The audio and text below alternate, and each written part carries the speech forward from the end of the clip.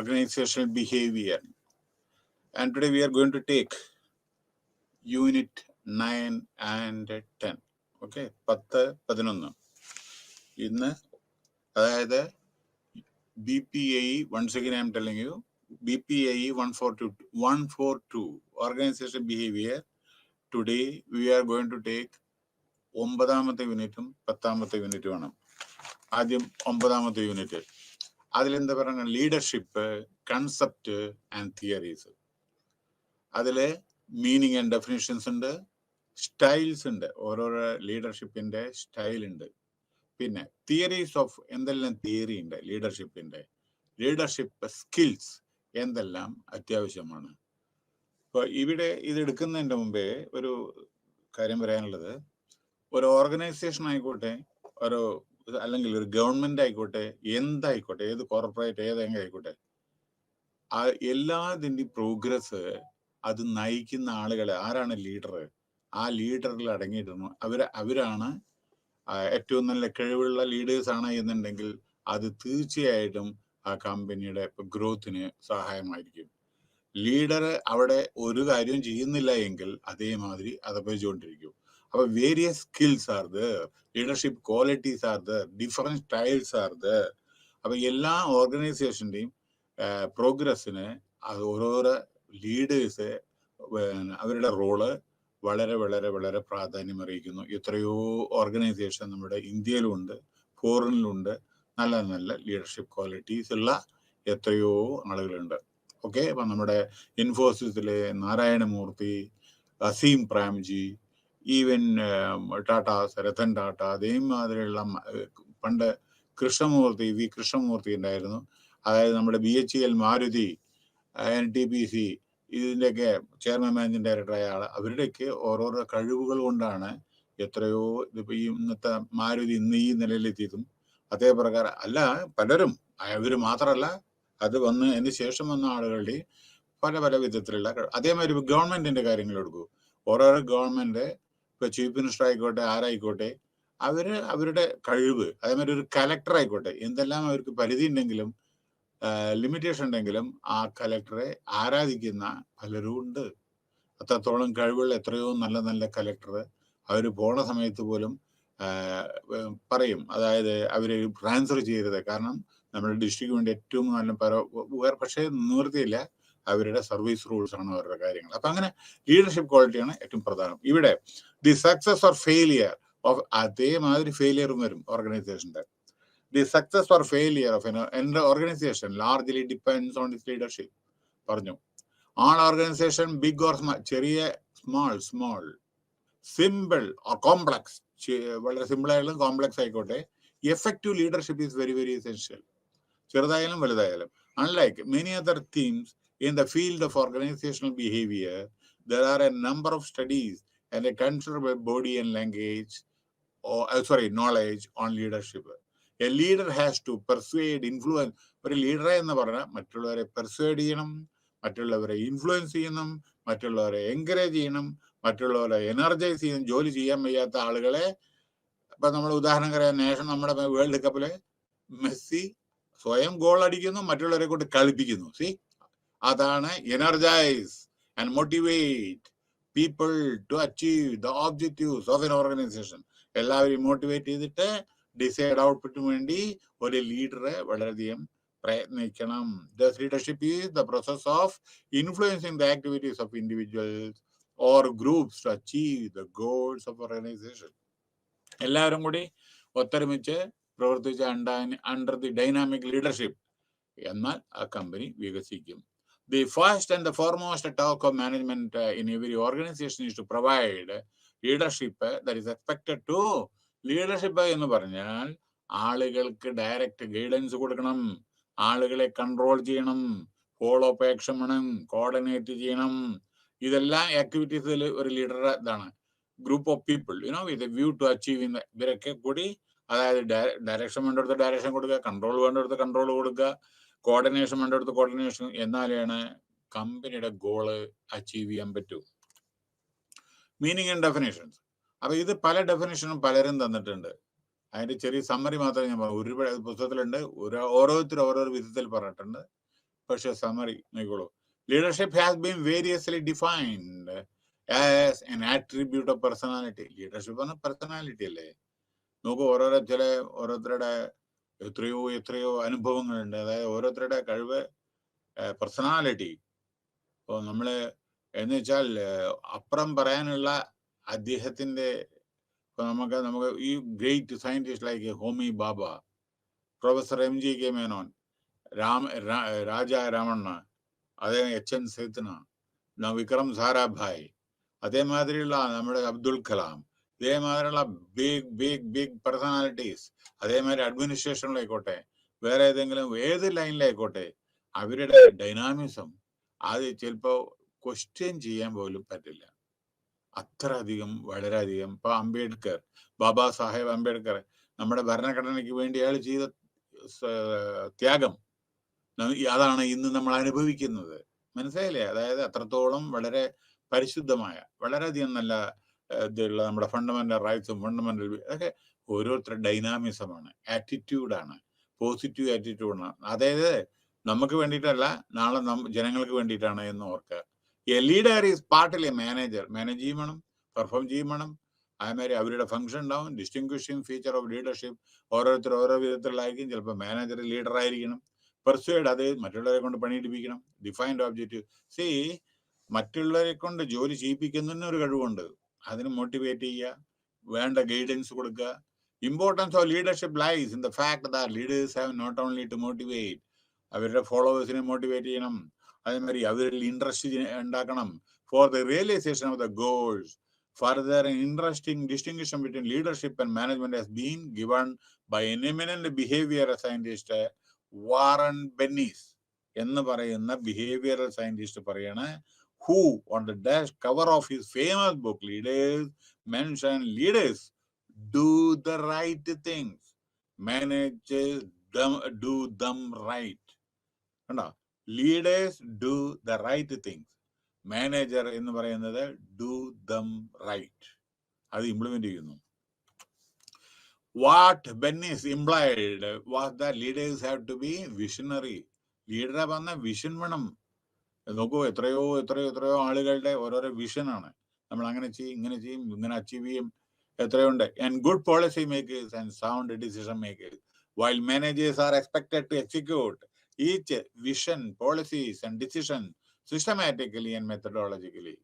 Okay, methodologically. അസി ഒരു vision വേണം നമുക്ക്. നാളെ ഇങ്ങനെ വരണം, അല്ലെങ്കിൽ ഇന്ത്യ വികസിക്കണം, സ്റ്റേറ്റ് വികസിക്കണം, പോളിസീസ് അതേമാതിരി ഫോർമുലേറ്റ് ചെയ്യണം, ഓരോരോ ഡിസിഷൻ അതേമാതിരി എടുക്കണം. അല്ലാണ്ട് ഡിസിഷൻ വേറെ, പോളിസി വേറെ, വിഷൻ വേറെ, അങ്ങനെയൊക്കെയാണല്ലോ ഇന്നത്തെ ചില സമയത്ത് നമ്മുടെ രാഷ്ട്രീയ പ്രവർത്തകരെ കാണുന്നത്. അതുകൊണ്ട് ചില സമയത്ത് പുരോഗമനം കാണുന്നില്ല.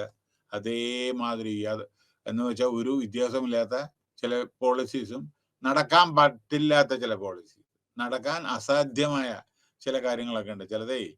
അപ്പോൾ അത് നമ്മൾ വിഷൻ മാത്രം പോരാ, അത് ഇംപ്ലിമെന്റ് ചെയ്യും വേണം ചിലത്. മനസ്സിലായില്ലേ? പോളിസി ഇപ്പൊ ഞാൻ ഉദാഹരണം പറയട്ടെ. ഒരു ഇന്റർലിങ്കിങ് ഓഫ് റിവർ വാട്ടർ എത്രത്തോളം സഫലമായിട്ടുണ്ടെന്ന് നോക്കൂ. പണ്ട് എത്ര കാലമായി പറയാൻ തുടങ്ങിയിട്ട്. അതായത് ഒരു സമുദ്രത്തിലേക്ക് ഒഴുകി പോകുന്ന ഈ നദികളെല്ലാം ബന്ധിപ്പിക്കുക, എന്നാൽ ഇല്ലാത്തടത്ത് കൂടെ വെള്ളം ഒഴുകും. അത് മറ്റുള്ളവരെ അനുവദിക്കേണ്ടത്. ആന്ധ്രാപ്രദേശിൽ കൂടെ പോകുന്ന റിവർ ഒറീസ അത് അല്ലെങ്കിൽ ആന്ധ്രാപ്രദേശ് അനുവദിക്കേണ്ട ഒറീസയിലേക്ക് പോകാൻ. ഇപ്പൊ കാവേരി വാട്ടർ പറഞ്ഞാൽ 4 സ്റ്റേറ്റിന് അധികാരപ്പെട്ടതാണ്. അവിടെ തന്നെ ഡിസ്പ്യൂട്ടാണ്, എല്ലായിടത്തും ഡിസ്പ്യൂട്ടാണ്. വെള്ളം എങ്ങോട്ട് പോകണം, വെള്ളം എങ്ങോട്ട് പോകണം, അല്ലേ? അതുമാതിരി ഇപ്പൊ കണ്ടു ബെൽഗാം, അവിടെ മഹാരാഷ്ട്ര, കർണാടക, ഓരോ ഡിസ്പ്യൂട്ട്. അപ്പോ വിഷൻ മാത്രം പോരാ, അത് ഇംപ്ലിമെന്റ് ചെയ്യാനുള്ള ആർജവം വേണം. ഉദാഹരണം, ഈ ആർജവം ഞാൻ പറഞ്ഞുതരാം. ഇന്ത്യ സ്വാതന്ത്ര്യം കിട്ടിയപ്പോ, ഞാൻ ഉദാഹരണങ്ങൾ പറയുന്നത് എന്തിനാണ്, പെട്ടെന്ന് മനസ്സിലാക്കാനാണ്. എന്താ വിഷൻ എന്ന് നോക്കിക്കോളൂ. എന്താ വിഷൻ? ഒരു നമ്മുടെ ഇന്ത്യയിലേക്ക് സ്വാതന്ത്ര്യം കിട്ടും അനവധി നാട്ടുരാജ്യങ്ങന്മാരുണ്ടായിരുന്നു. ജമ്മു കാശ്മീര്, ഗ്വാളിയോർ, ഇത് ട്രിവാൻഡ്രം, കൊച്ചി, മഹാരാജാവ്, ഇതേമാതിരിയുള്ള ഓരോ ഇതുണ്ടായിരുന്നു പലതും.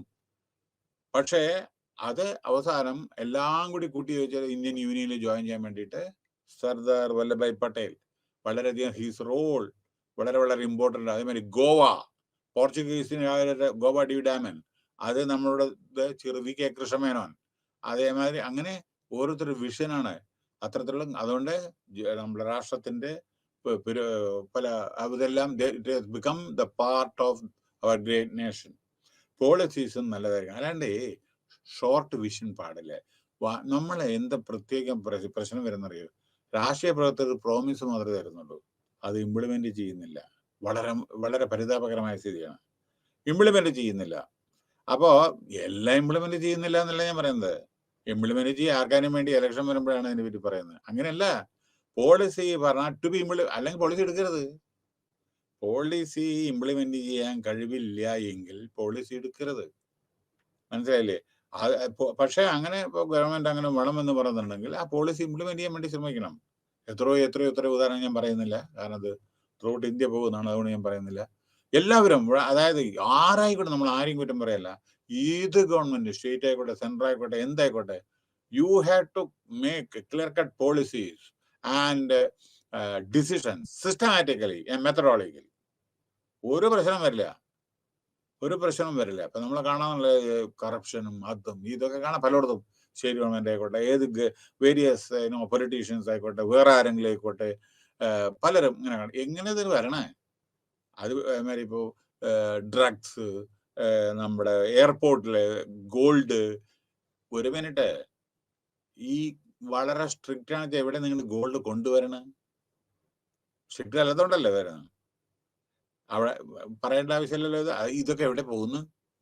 എന്നും കാണാം.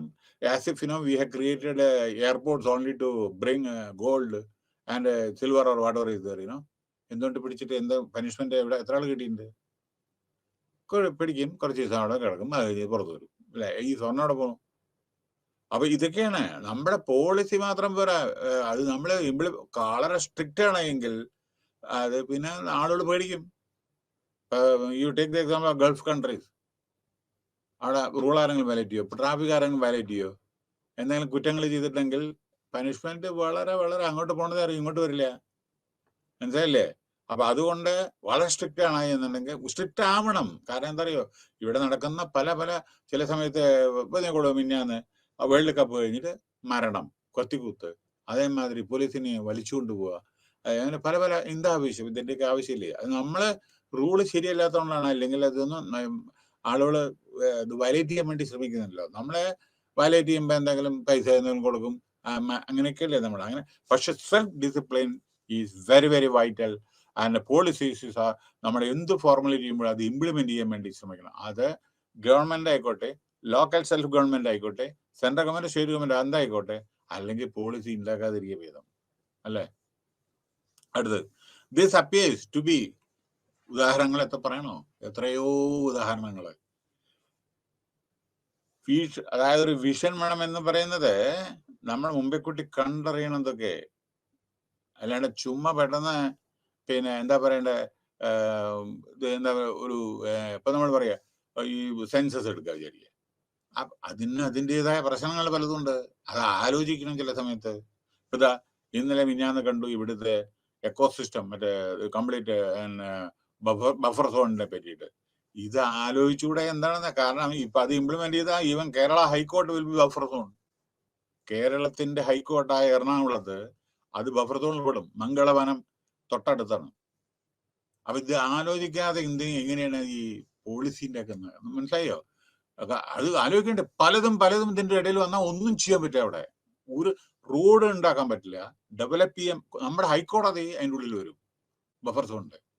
കാരണം മംഗളവനം എന്ന് പറയുന്നത് തൊട്ടടുത്താണ്, സൗത്ത് സ്റ്റേഷന്റെ തൊട്ടടുത്ത്.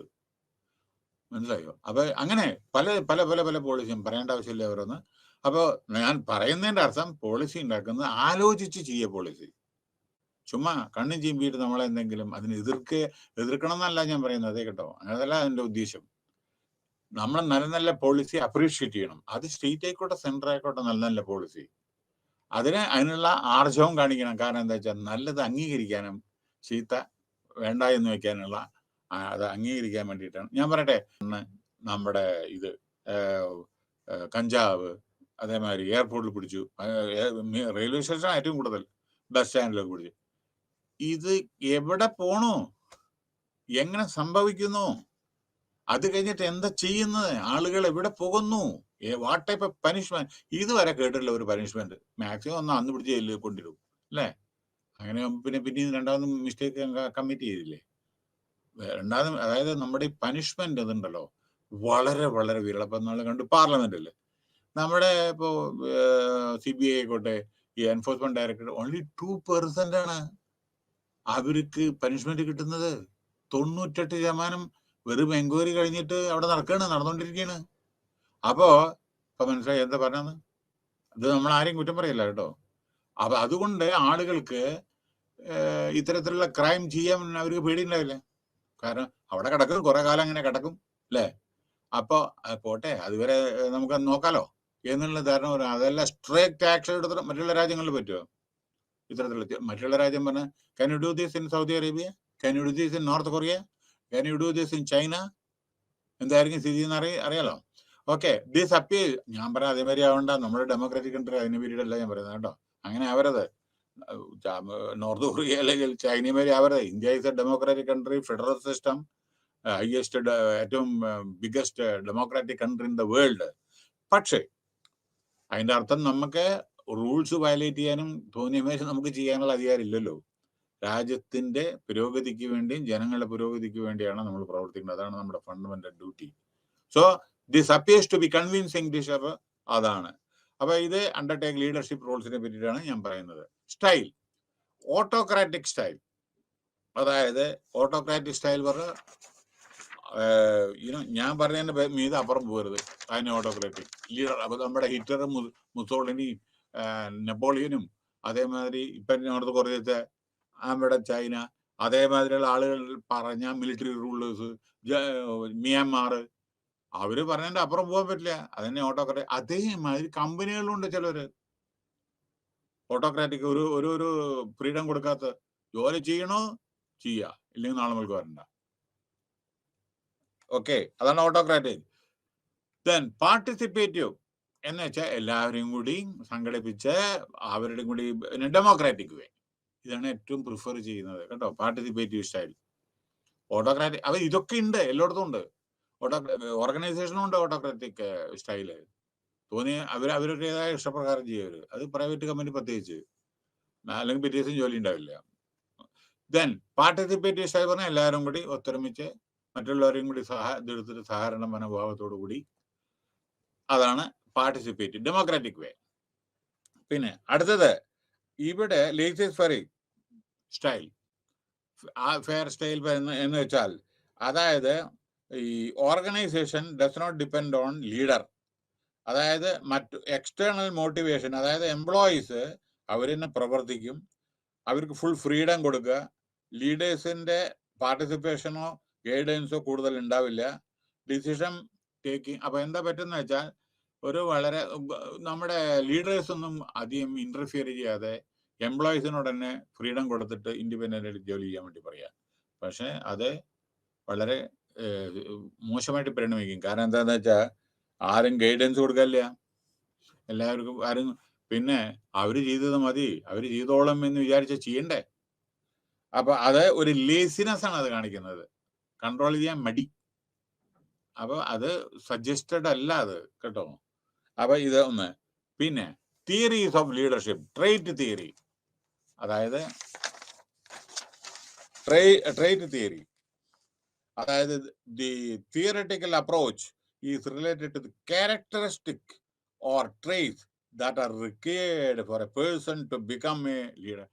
ഒരാൾക്ക് നല്ലൊരു ആളാവാൻ വേണ്ടി അതിനുള്ള സൽഗുണങ്ങൾ എന്തെല്ലാം ആയിരിക്കണം? സിംപ്ലിസിറ്റി, ഹൈ തിങ്കിങ്, പരസ്പരം സഹായം, അതേമാതിരി സിമ്പതി, എംപതി, ഇതൊക്കെ പേഴ്സണാലിറ്റി, സെൽഫ് ഡിസിപ്ലിൻ. മനസ്സിലായോ? ഇതൊക്കെ ആണ് ട്രേറ്റ് തിയറിയിൽ വരുന്നത്. അതായത് theoretical aspect okay is related to characteristics. പിന്നെ തിയറി നോൺ ആസ്, ഇതൊക്കെ ഗ്രേറ്റ് പേഴ്സണാലിറ്റീസിന്റെ ഗുണങ്ങളാണ്. ഇതൊക്കെ ഈ നല്ല ഈ പറഞ്ഞില്ലേ ഗ്രേറ്റ് പേഴ്സണാലിറ്റീസിന്റെ ചില ഗുണങ്ങളാണ്. അതായത് സത്യസന്ധത, പങ്ക്ച്വാലിറ്റി, റെഗുലാരിറ്റി. ഇപ്പോൾ ഗവൺമെന്റിന്റെ പൈസ ആണെന്ന് വെച്ചാൽ ശരി, 10 പൈസ ചെലവഴിക്കാതെ കൂടുതൽ. Can I tell one example? Metro man Sreedharan, നിങ്ങളൊന്ന് ആലോചിച്ച് നോക്കി, ജസ്റ്റ് ഇമാജിൻ ചെയ്യും. 40-48 ഇൻസ്റ്റിറ്റ്യൂഷന് PhD അവാർഡ് കൊടുത്തിട്ടുണ്ട് അയാൾക്ക്. അയാളുടെ ഒരു പുസ്തകം ഓഫ്കോഴ്സ് ഞാൻ വായിച്ചിട്ടുണ്ട്. അയാളുടെ ഒരു പുസ്തകം ലക്ഷക്കണക്കിന് കോടി രൂപയുടെ, ലക്ഷം കോടി പ്രൊജക്റ്റ് അയാൾ ഹാൻഡിൽ ചെയ്തിട്ടുണ്ട്. 1 രൂപയുടെ അഴിമതി കേട്ടിട്ടുണ്ടോ? കൊങ്കൺ റെയിൽവേ, മഹാരാഷ്ട്ര, ഗോവ, കർണാടക, കേരളയിൽ കൂടെ വരുന്നതാണ് നമ്മുടെ കൊങ്കൺ റെയിൽവേ. അയാളാണ് ഇപ്പോഴത് ഗിന്നീസ് ബുക്കിൽ പേരുണ്ട്, പാറ തുളച്ചിട്ട് കൊങ്കൺ റെയിൽവേ അല്ലേ, എല്ലാ വണ്ടി അതിനല്ലേ പോകുന്നത്. അയാളാണ് ലീഡർ ഉണ്ടായിരുന്നത് പണ്ട്. കാരണം എല്ലാ സ്റ്റേറ്റിന്റെ അപ്രൂവൽ വേണം, അത് പാലങ്ങൾ പണിയണം, എൻവയോൺമെന്റ് ക്ലിയർ, പെടപെടാ എല്ലാം ചെയ്ത് ഗവൺമെന്റ് എല്ലാം അയാൾക്ക് ഫുൾ ഫ്രീഡം കൊടുത്തു. കാരണം ഗവൺമെന്റിന് അറിയാം അദ്ദേഹം ചെയ്യും. നിങ്ങൾ അതല്ല, ഇവിടെ ലീഡർ പറഞ്ഞൊരു കണ്ടു, punctuality, before schedule he will complete. എത്ര ലീഡേഴ്സ് ഉണ്ട് ഇപ്പൊ അങ്ങനെ. ഞാനിപ്പോ അയാൾ മാത്രമല്ല ഉള്ളൂ എന്ന് പറയുന്നുണ്ട് കേട്ടോ. Take the example of Pamban പാലം ഇൻ രാമേശ്വരം. ഒരു കാലത്ത് ഈ ഷിപ്പ് വരുമ്പോ രാമേശ്വരം പാലം മേപ്പിട്ട് പോകും, ഷിപ്പ് പോയതിന് ശേഷം അടയും. അപ്പൊ അങ്ങനെ ഉണ്ടായിരുന്നു. ഒരു പ്രാവശ്യം അത് എന്തോ പറയണ്ടേ, നമ്മുടെ കൊടുങ്കാറ്റിലോ എന്തോ സംതിങ് പാലം ഒലിച്ചുപോയി, അതായത് കടലിലേക്ക് പോയി, ബേ ഓഫ് ബംഗാളിലോ എന്തോ സംതിങ്, നമ്മുടെ ഇന്ത്യൻ മഹാസമുദ്രം എന്തോ ആണ്, അതിലേക്ക് പോയി, എല്ലാം പാലം പൊളിച്ചു. അപ്പൊ ഈ ഇവിടുന്ന് അങ്ങോട്ട് പോകാൻ പറ്റില്ല, ഇന്ത്യക്ക് ധനുഷ്കോടിയ മറ്റുള്ള സ്ഥലത്തേക്ക് രാമേശ്വരം ഒക്കെ അല്ലേ, 2 കണക്ഷൻ പോയി. അപ്പൊ അവിടെ പാലം പണിയാൻ പോയപ്പോ അതിന്റെ പണ്ടത്തെ സാധനങ്ങളൊക്കെ ഒലിച്ചിട്ട് എത്ര കിലോമീറ്റർ അപ്പുറം പോയിരുന്നു ഈ ഇതില്. അപ്പോ ആ പാലം കേട്ടോളൂ, ഇനി പറയുന്നത് കൂടുതൽ ഞാൻ പറയുന്നില്ല, സമയത്തിന്റെ കുറവുകൊണ്ടാണ്. ആ പാലം പണിയാൻ ഗ്ലോബൽ ടെൻഡർ എന്തോ വിളിച്ചു. എല്ലാവരും പറഞ്ഞു പിന്നെ 8 മാസം വേണം, 9 മാസം വേണം, എന്നാലേ ചെയ്യാൻ പറ്റൂ, ഇത്ര രൂപ വേണം, ഇത്ര കോടി രൂപ വേണം, ആനയാണ് ജനയാണ് എന്നൊക്കെ പറഞ്ഞിട്ട് ആ പാലം പണിയാൻ, പുതിയ പാലം. ആ എത്രയോ വർഷങ്ങൾക്ക്, 50-60 വർഷം മുമ്പത്തെ സംഭവമാണ് അത് പറഞ്ഞത്, എത്രയോ വർഷങ്ങൾക്ക് മുമ്പത്തെ കാര്യങ്ങളാണ് പറഞ്ഞത്. ആ സമയത്ത് കേവലം സിവിൽ എഞ്ചിനീയർ ആയിരുന്നു നമ്മുടെ മെട്രോമാൻ.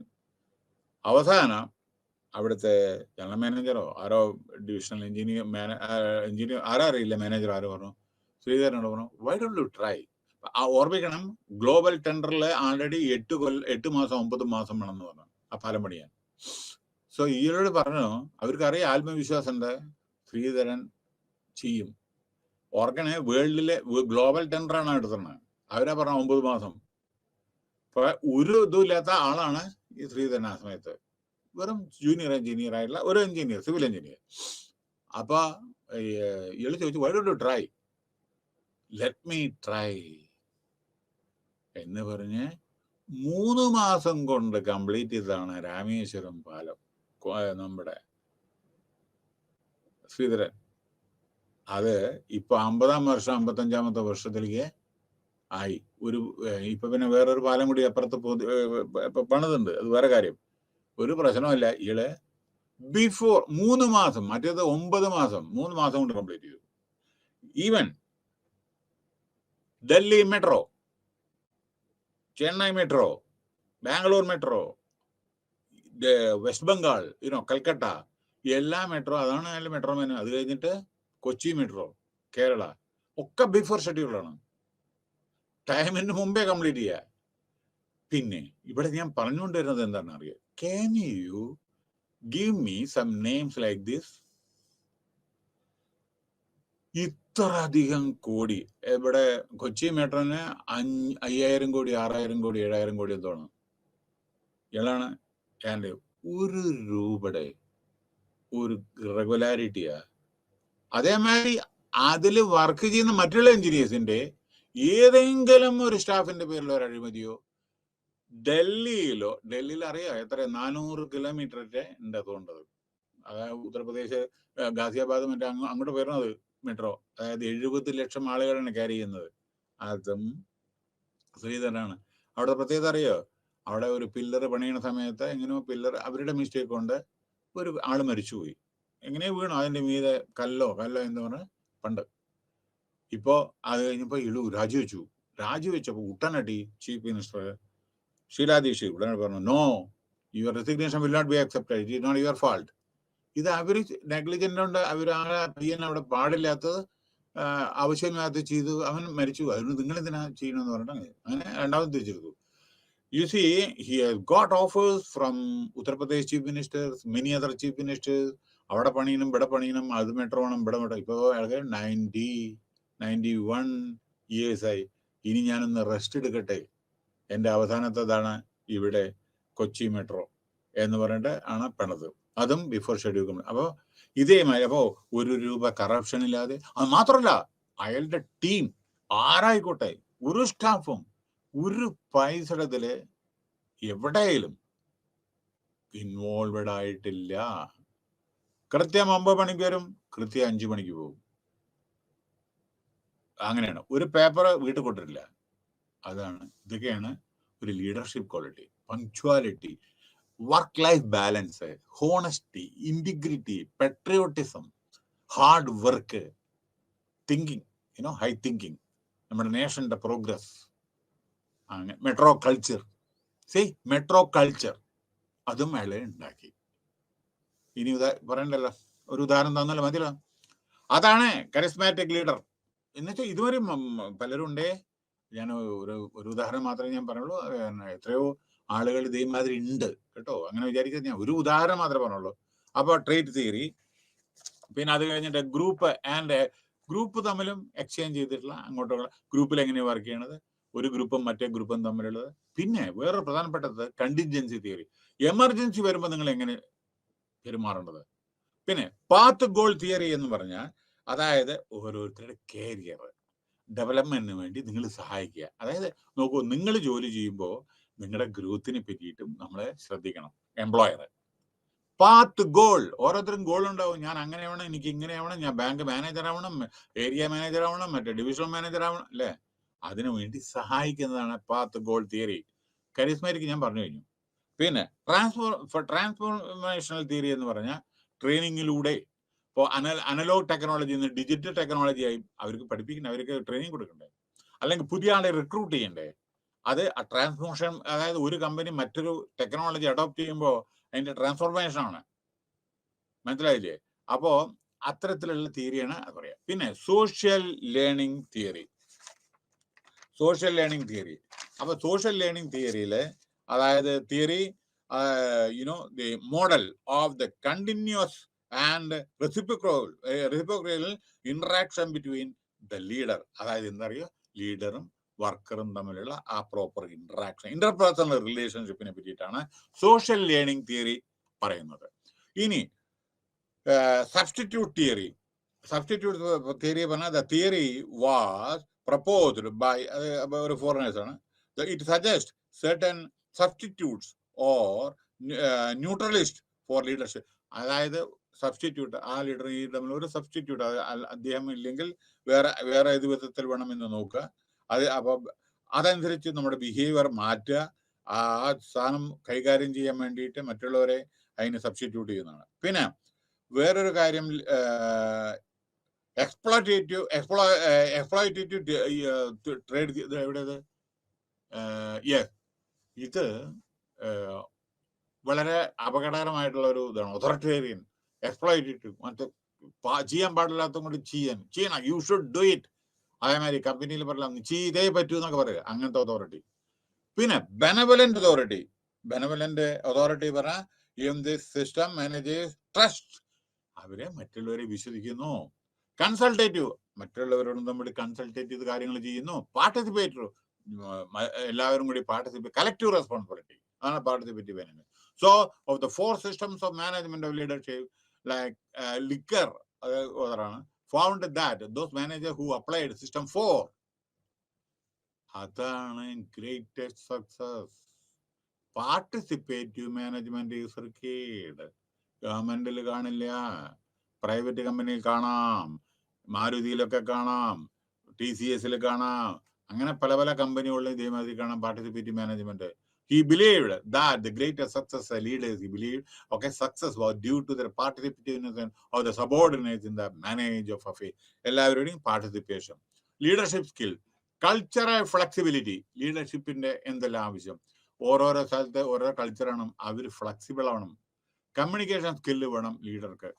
മുകളിൽ നിന്ന് താഴേക്കും, താഴെ നിന്ന് മുകളിലേക്കും, ലാറ്ററൽ, ഡയഗണൽ, ഇതൊക്കെ. പിന്നെ HRD, human resource management is the real asset of an human resource are the real asset.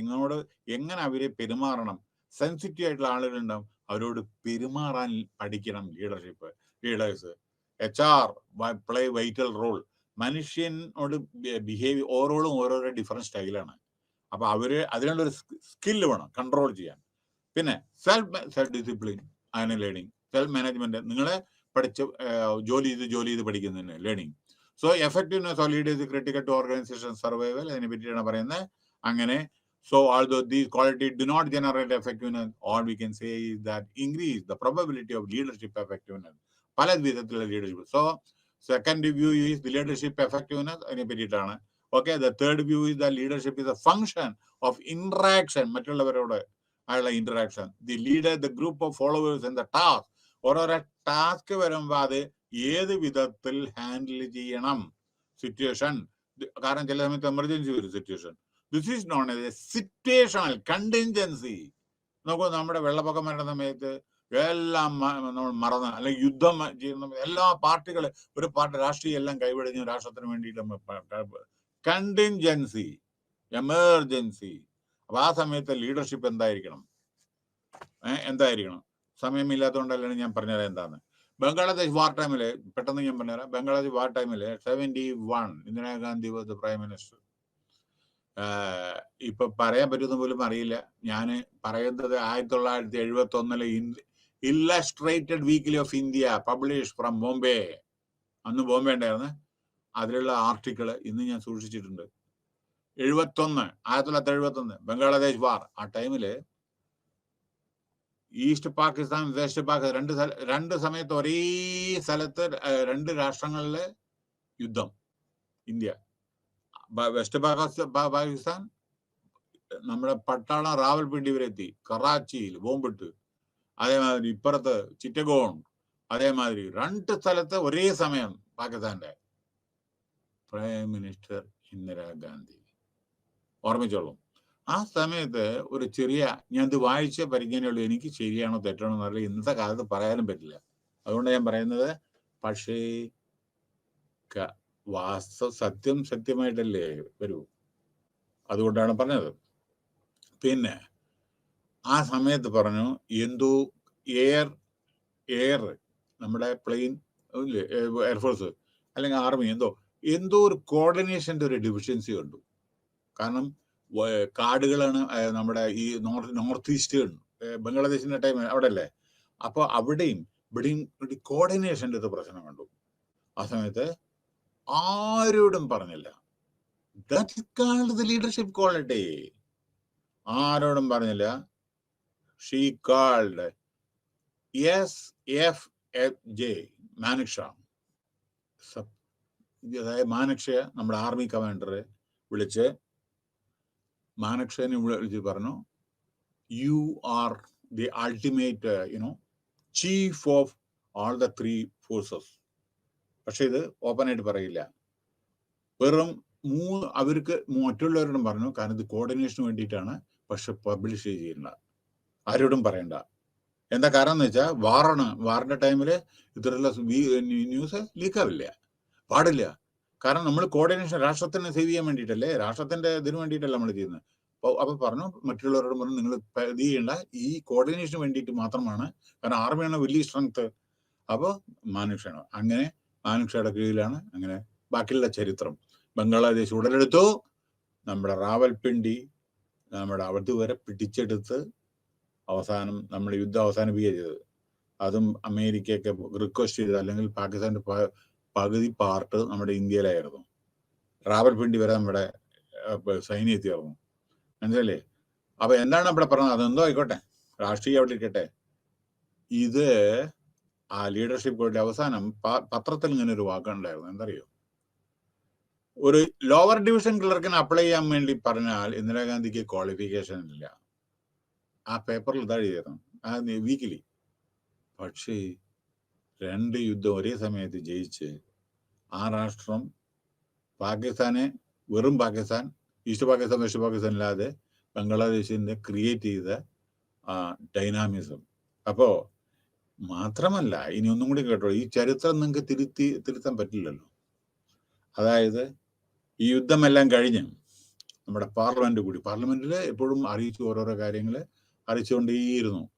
കാരണം അറിയിക്കണം, ജനങ്ങൾ അറിയണല്ലോ, നമ്മുടെ MPസിനൊക്കെ അറിയണ്ടേ എന്നെ കാര്യങ്ങളാണ് അവിടെ എങ്ങനെയാണ് ഇവിടെ എല്ലാം അറിയണമല്ലോ, ജനങ്ങൾ അറിയണം, അവര് ജനങ്ങളുടെ റെപ്രസെന്റേറ്റീവ്സ് അല്ലേ, അതെല്ലാം അറിയിച്ചുകൊണ്ടിരുന്നു. കമ്മ്യൂണിക്കേഷൻ ഒരു പ്രശ്നം ഉണ്ടായിരുന്നില്ല. പക്ഷേ നമ്മൾ പണ്ടത്തെ prime minister Atal Bihari Vajpayee, he entered one day in the parliament at that time, directly അപ്പുറത്ത് ഇന്ദിരാഗാന്ധി, അപ്പുറത്ത് Atal Bihari Vajpayee, and he told, അതാണ് ഗുഡ് മാനറിസം, അതാണ് good eminent parliamentarian, eminent personality. അയാൾ പറഞ്ഞു, our prime minister is not only a prime minister, he is like Durga. എന്ന് വെച്ചാൽ അറിയാലോ ബാക്കി, എന്ത് വേണോ അത് അച്ചീവ് ചെയ്തു. So I am calling her as a Durga എന്ന് നമ്മുടെ വാജ്പേയിയാണ് സ്നേഹം കൊണ്ട് വളരെ ആദരവോടുകൂടി പറഞ്ഞത്. ഇതൊക്കെ ചരിത്രമാണ് കേട്ടോ. സോ ഇതാണ് ഞാൻ ഇതൊരു ഉദാഹരണം പറയുള്ളൂ. കാരണം ഇന്ദിരാഗാന്ധിക്ക് വേറെ കുറെ ചില ക്വാളിറ്റീസ് ഒക്കെ, അതിനെ പറ്റിയല്ല ഞാൻ പറയാതെ. ക്വാളിറ്റി പറഞ്ഞ ചിലർ അങ്ങനെ പറഞ്ഞു ഇങ്ങനെ പറഞ്ഞു, എമർജൻസി, അത് വേറെ കാര്യം. നല്ലത് എപ്പോഴും നമ്മൾ പോയിന്റ് ഔട്ട് ചെയ്യുക, അതെല്ലാവരുടെയും. ഞാൻ എത്രയോ ഉദാഹരണങ്ങൾ പറഞ്ഞല്ലോ, TN ശേഷന്റെ പറഞ്ഞല്ലോ, ശ്രീധരന്റെ പറഞ്ഞല്ലോ, അങ്ങനെ ബാബയുടെ പറഞ്ഞല്ലോ, അങ്ങനെ ഓരോരുത്തർക്കാരെ. അപ്പൊ നമ്മൾ എവിടെയാണ് പറയേണ്ടത് വെച്ചാൽ അതാ പറയണം. അടുത്ത്, the success or failure of an organisation largely depend on പറഞ്ഞു. The importance of the leadership പറഞ്ഞു. The leaders adopt difference type പറഞ്ഞു. ഓട്ടോക്രാറ്റിക്, പാർട്ടിസിപ്പേറ്റീവ്, ലേസി പ്രവർത്തനം, മടിയന്മാര്. അതായത് ചെയ്യട്ടെ, ഞങ്ങളൊന്നും പാർട്ടിസിപ്പേറ്റ് ചെയ്യുന്നില്ല, എംപ്ലോയി അങ്ങോട്ട് ചെയ്യട്ടെ. Depending on the situation. ഇത് വളരെ ഡേഞ്ചറസ് ആണ് കേട്ടോ. നമ്മൾ വിചാരിക്കും എംപ്ലോയീസ് ആണ് ചെയ്യുന്നത്, എങ്ങനെ ചെയ്യണേ, അവർക്ക് തോന്നിയമാര് ചെയ്യവര്. പാർട്ടിസിപ്പേറ്റീവ് വളരെ ഡെമോക്രാറ്റിക് ആണ് ഇവിടെ ആവശ്യം, ഓട്ടോക്രാറ്റിക്കും പാടില്ല. പക്ഷെ ഇതുകൊണ്ട് ചില ഗുണങ്ങളുണ്ട് കേട്ടോ. ഓട്ടോക്രാറ്റിക് പറഞ്ഞാൽ പെട്ടെന്ന് പറഞ്ഞമാര് ചെയ്തിട്ടില്ലെങ്കിൽ പനിഷ്മെന്റ് കിട്ടും. അപ്പൊ അത് ഗുണം തന്നെയല്ലേ, പ്രൊഡക്ഷൻ കൂടും. പക്ഷെ പ്രൊഡക്ഷൻ പേടിച്ചിട്ടാണ്. പേടിച്ചിട്ട് പറയണോ, നോർത്ത് കൊറിയയിലെ ഒളിമ്പിക്സിലോ അതിലോ പങ്കെടുത്ത സമയത്ത് മെഡലിലാണ് തിരിച്ചു വന്ന് ഷൂട്ട് ചെയ്യുന്ന പറഞ്ഞു.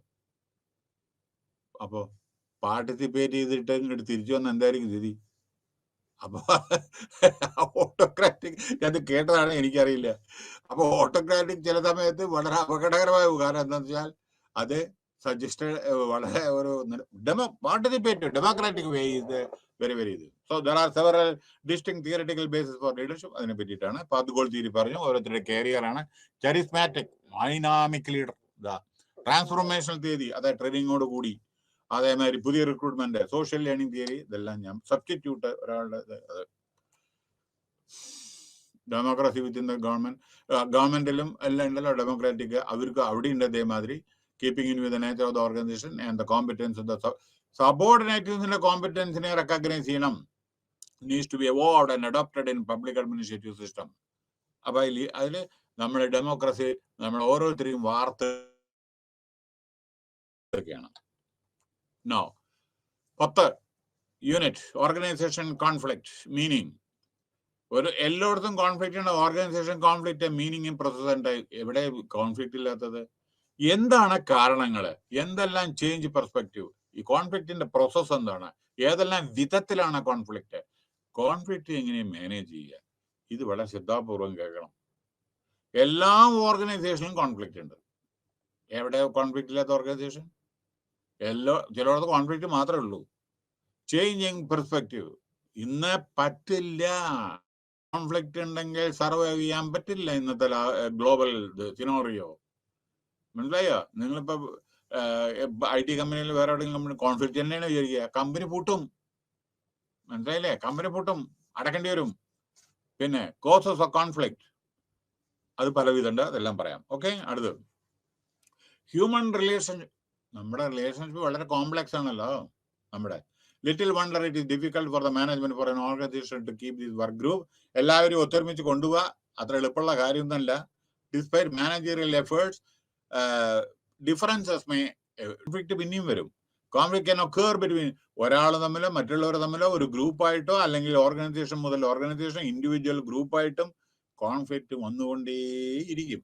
In other words, conflict is an inseparable aspect of people's as well as organization. അപ്പോൾ ഓർഗനൈസേഷൻ ലൈഫിൽ ഇത് ഒഴിച്ചുകൂടാൻ പറ്റാത്ത ഒരു സംഗതിയാണ്. അതാണ് ഈ യൂണിറ്റിൽ പഠിക്കുന്നത്. So organization conflict meaning and definition. See, the concept of conflict has a multitude of meaning and connotations. Okay, so connotations and conflict is not synonymous with a quarrel. Conflict പറഞ്ഞ quarrel മറ്റേ fight അല്ല. Root cause of conflict may lie in the clash of ideas, attitudes, interest. നമ്മുടെ assembly നോക്കൂ, അങ്ങനെ അടിപിടി കിട്ടുക അല്ലല്ലോ. അവരുടെ ഓരോ ഐഡിയ, ഓരോരുത്തരുടെ ആറ്റിറ്റ്യൂഡ്, ഓരോരുത്തരുടെ ഇൻട്രസ്റ്റ് അല്ലേ, അങ്ങനെയല്ലേ, അല്ലാണ്ട് അങ്ങോട്ടും ഇങ്ങോട്ടും അടിക്കില്ലല്ലോ. So conflict may be latent or perceived, but in the organization context, invariably it is between individual. അപ്പൊ ഓർഗനൈസേഷൻ ആണെന്ന് വെച്ചാൽ ഇൻഡിവിജ്വലും ഗ്രൂപ്പായിട്ടും ഓരോരോ മറ്റുള്ള ഗ്രൂപ്പായിട്ടും അങ്ങനെയൊക്കെ ഉണ്ടാവും. Organisation conflict is also known as work place conflict. ഓരോരോ ജോലി സ്ഥലത്തെ കോൺഫ്ലിക്ട് പല വിധത്തിലും കോൺഫ്ലിക്ട്, കാരണങ്ങൾ പലതും ഉണ്ടാവും. നമ്മളെ ടൈമിന് വരാൻ വേണ്ടി പറഞ്ഞാൽ എനിക്ക് വരാൻ പറ്റില്ല, വന്നിട്ടില്ലെങ്കിൽ എൻ്റെ പേരിൽ ആക്ച്വലി അപ്പൊ കോൺഫ്ലിക്റ്റ് ആയില്ലേ. അവർ ചോദിച്ചത് കൊടുത്തിട്ടില്ലെങ്കിൽ അപ്പൊ കോൺഫ്ലിക്റ്റ് ആയില്ലേ. പ്രൊമോഷൻ കൊടുത്തില്ലെങ്കിൽ കോൺഫ്ലിക്റ്റ് ആയില്ലേ. ഇൻക്രിമെന്റ് കൊടുത്തില്ലെങ്കിൽ കോൺഫ്ലിക്റ്റ് ആയില്ലേ. ട്രേഡ് യൂണിയൻ പറഞ്ഞാൽ കേട്ടിട്ടില്ലെങ്കിൽ അപ്പൊ കോൺഫ്ലിക്റ്റ് ആവില്ലേ. മനസ്സിലായോ? ട്രാൻസ്പോർട്ട് ഫെസിലിറ്റി ഇല്ല വിചാരിക്കുക, അപ്പൊ കോൺഫ്ലിക്റ്റ് ആവില്ലേ. ചായ ഇൻഡസ്ട്രിയൽ ക്യാൻറ്റീനില്ല, ചായ കിട്ടിയില്ല അല്ലെങ്കിൽ ക്യാൻറ്റീൻ ഇല്ല വിചാരിക്കുക, അപ്പൊ കോൺഫ്ലിക്റ്റ് വരില്ലേ. In simple terms organisation conflicts അങ്ങനെ alluded the result of human resources അങ്ങനെ പോകുന്നു. വാല്യൂ ഞാൻ പറയാം, പിന്നീട് പറയാം. അപ്പോ എല്ലായിടത്തും കോൺഫ്ലിക്റ്റ് ഉണ്ട്, പക്ഷെ അത് സോൾവ് ചെയ്യണം. കോൺഫ്ലിക്റ്റ് അങ്ങനെ കൊണ്ടുപോകാൻ പറ്റില്ല. സോ ഇൻകാമ്പറ്റബിലിറ്റി, ഓരോരുത്തരുടെ അഭിപ്രായ വ്യത്യാസം, അതന്നെ conflict. The conflict does not come only when values or needs are incompatible. Disagreement നോക്കൂ, നമ്മുടെ വീട്ടിലൊന്നുമില്ലല്ലോ ഡിസഗ്രിമെന്റ് ഒക്കെ പലതുണ്ട്. ഒരാൾ പറഞ്ഞത് അച്ഛൻ പറഞ്ഞത് മകൻ കേൾക്കണമെന്നുണ്ട്, മകൻ പറഞ്ഞത് അച്ഛൻ കേൾക്കണമെന്നുണ്ട്. ഡിസഗ്രിമെന്റ് ഉണ്ട്. അതിന്റെ അർത്ഥം സ്നേഹമില്ലായാണോ? അല്ല, ideas. Old generation new generation വ്യത്യാസം വരില്ലേ. ഓക്കെ, അടുത്ത് ചേഞ്ചിങ് പെർസ്പെക്റ്റീവ്സ് ഓൺ ഓർഗനൈസേഷൻ മാറി മറിഞ്ഞുകൊണ്ടിരിക്കുകയാണ്. അപ്പൊ നോക്കൂ, നമ്മുടെ ഈ ഇതായിക്കോട്ടെ, ഗൂഗിൾസ് ആയിക്കോട്ടെ, വേറെന്തെങ്കിലും ആയിക്കോട്ടെ, എല്ലാം ആളുകളുടെ എല്ലാം ചേഞ്ചസ് ഓർഗനൈസേഷനിൽ വന്നുകൊണ്ടിരിക്കുകയല്ലേ. എത്രയോ ആളുകളെ ഇന്നും കണ്ടു, പലരെയും നമ്മുടെ ഇവിടെ ഡൽഹിയിലെ രാം മനോഹർ ലോഹിയ ഹോസ്പിറ്റലിലെ അനവധി ആളുകളെ പിരിച്ചു വിട്ടുന്നത്. ഓർക്കണേ നേഴ്സുമാരെ, ഓർക്കണേ. ആരെ ഈ നേഴ്സുമാരറിയാമോ? കോവിഡ് ടൈമില് രാത്രിയും പകലും നൈറ്റിംഗേൽമാര് പണിയെടുത്തിട്ട് ആളുകളുടെ ജീവൻ രക്ഷിച്ച, അതേമാതിരി അവരെ അഭിനന്ദിച്ച് നമ്മുടെ പ്രധാനമന്ത്രി തന്നെ അഭിനന്ദിച്ചിട്ടുണ്ടായിരുന്നു. അതായത് അവരുടെ സേവനം, അതായത് ഡൽഹി ഭയങ്കരമായിരുന്നു ഒരു സമയത്ത്, എല്ലാവർക്കും ആൾമോസ്റ്റ് ഉണ്ടായിരുന്നു. ആ സമയത്ത് രാത്രിയും പകലില്ലാണ്ട് ഈവൻ നേഴ്സുമാരാണ് ഇത്രയും മരിച്ചു പോയിട്ടുണ്ട്.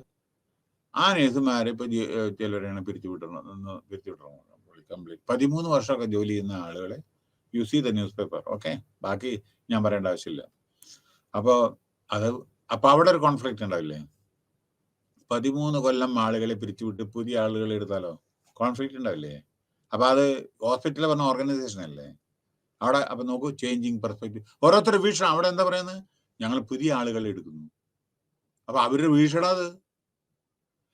സോ റീസൺ സ്റ്റഡീസ്, പക്ഷെ അത് ശരിയാണോ തെറ്റ്? നമ്മൾ എടുക്കുന്ന ആറ്റിറ്റ്യൂഡ് ഇതായത് പ്രോപ്പർ ആയിരിക്കണം. അതുകൂടി ഉണ്ട്. നിങ്ങൾ ചേഞ്ച് ചെയ്തോളൂ, എന്ത് ചെയ്തോളൂ, പക്ഷെ എടുക്കുന്നത് ശരിയായ വിധത്തിൽ എടുക്കൂ. അതാണ് പറയുന്നത്. അല്ലെങ്കിൽ ഓർഗനൈസേഷൻ അഫക്റ്റ് ചെയ്യും. ഇത്രേ ഉള്ളൂ. നിങ്ങൾ ഒരു വേണ്ട ഈ നമ്മുടെ നേഴ്സുമാര് ഇക്കനെ എപ്പിഡമിക്സ് അല്ലെങ്കിൽ ഈ കോവിഡ് ടൈമില് ഉള്ള സേവനം,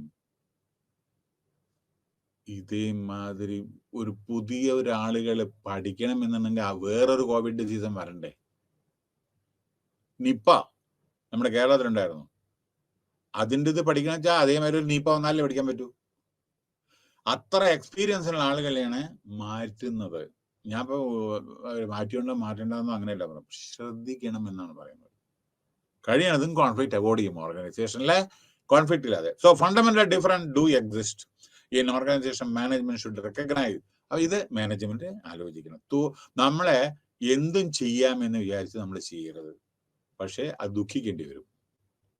കാരണം ഒരാള് ജോലി ചെയ്യുന്നുണ്ടല്ലോ, ഈ നേഴ്സുമാരൊക്കെ, നിങ്ങൾക്ക് അറിയാമല്ലോ, അവരുടെ സേവനം എത്ര മഹത്തരമാണ് എന്ന് നമ്മളാണ് ഇന്ത്യയില് ആണ് കൂടുതൽ അതിന്റെ പ്രാധാന്യം കൊടുക്കാത്തത്. നേരെ മറിച്ച് അമേരിക്കയിൽ മറ്റുള്ള കൺട്രീസ് പോയാൽ അവരെ എങ്ങനെ ട്രീറ്റ് ചെയ്യണ ആൾ പോയി നോക്കൂ.